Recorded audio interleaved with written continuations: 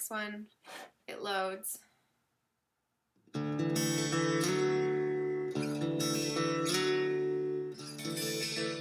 like it. So, add to cart.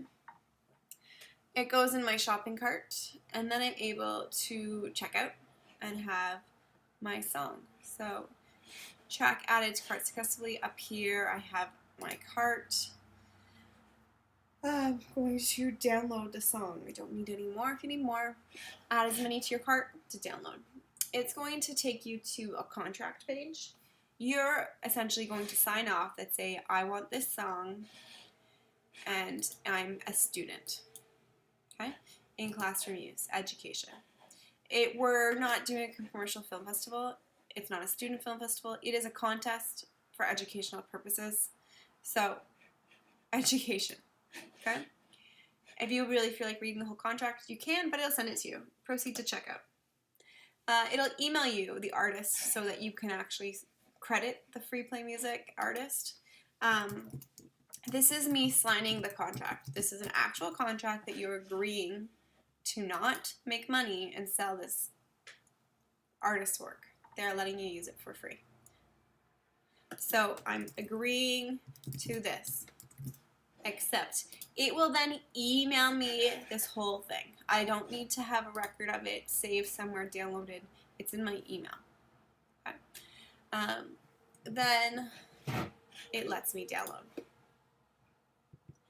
It'll download into my downloads, but I do not want to work from it for my downloads. You have two choices once it's in your downloads. The first choice is if you're working on the computer where the file, the After Effects file exists, then you're going to save it to the folder that has all your project data.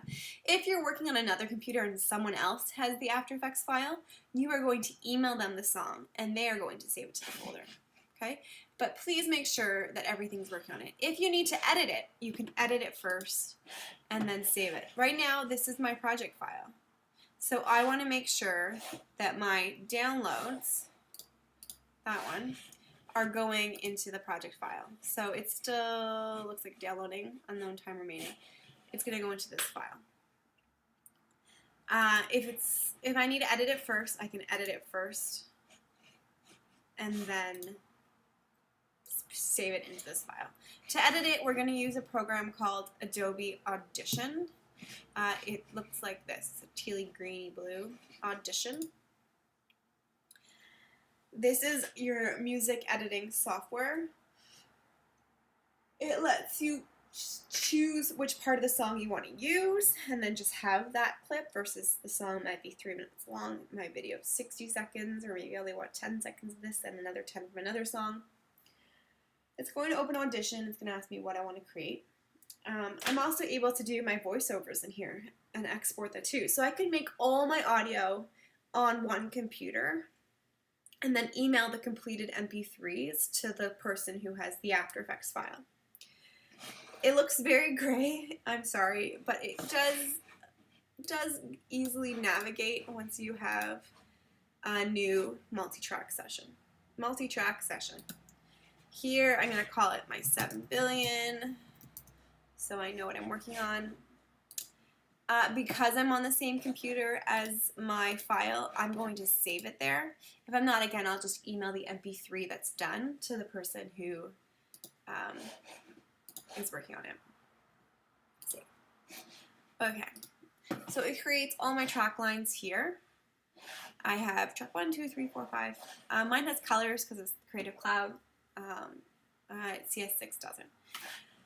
To import my lovely song, let's see if it's downloaded. Do you think it's downloaded? Downloads. Hey, wonderful. So I'm going to bring Bright Concepts, the MP3, into there. Voila. And then in this guy, I'm going to import... Oh, did I exit my multi-track session? I did. A multi-track session. I'm going to go back in there and recreate it. Apparently I closed it. Choose. Okay.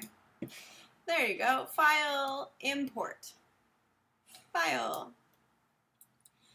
I would like to use the song that I just downloaded and import it in. So 10 billion, Bright Concepts. It does not add to my tracks, it adds to my library. I can add it to my track by selecting the MP3 and adding it to there. It says it was made a different file rate. I say okay, the computer fixes it. Now I have the entire song. Now something to note about the zoom here is I can see from 0 to 320. I can see the wavelengths. I can hear the song. I see that the song's a little loud. Especially, I know it's yellow here. I need to get it louder over here. We don't want the red so much, so you just bring it down a little bit. Volume down. Oh, isn't that nice? Zooming. You have two zoom options. So play bar is space or play there. Doesn't matter. Space works. You can zoom horizontal and vertical. So you have your horizontal and you have your vertical zoom. They don't work intuitively together. You have to do both separately. Many reasons for that, but just so you can see the full wavelength, or you can zoom into where a pitch breaks and make sure you cut at the right part. So find a zoom that works best for you. Maybe I just want this beginning part to loop, because I like that. Beautiful, right? But I want it to end before the melody starts changing and the tempo starts changing. So I'm going to find a part, and that's where I'm going to cut it. So I'm going to zoom in, so I'm making sure I'm cutting right on the downbeat, so it seems seamless.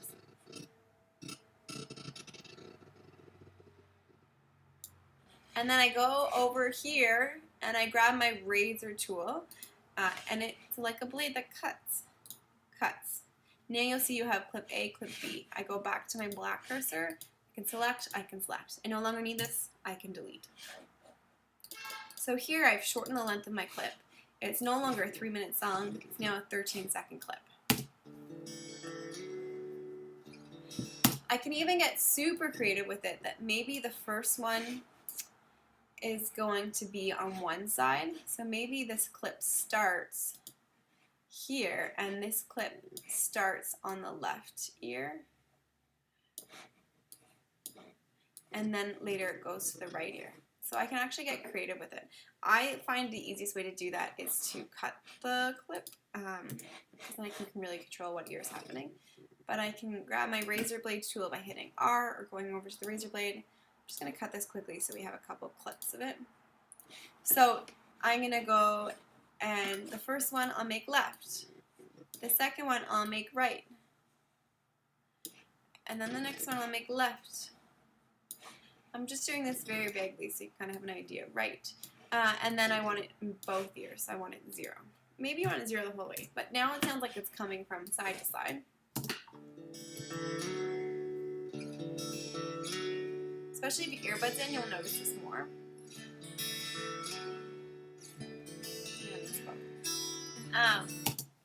So if you have earbuds, it would be left ear, right ear, both. Up to you if you'd like that. Maybe you just want it to stay as one. You can change the volume of one piece by dragging this. This changes the volume, not the ear. So maybe you want this one to be a little quieter.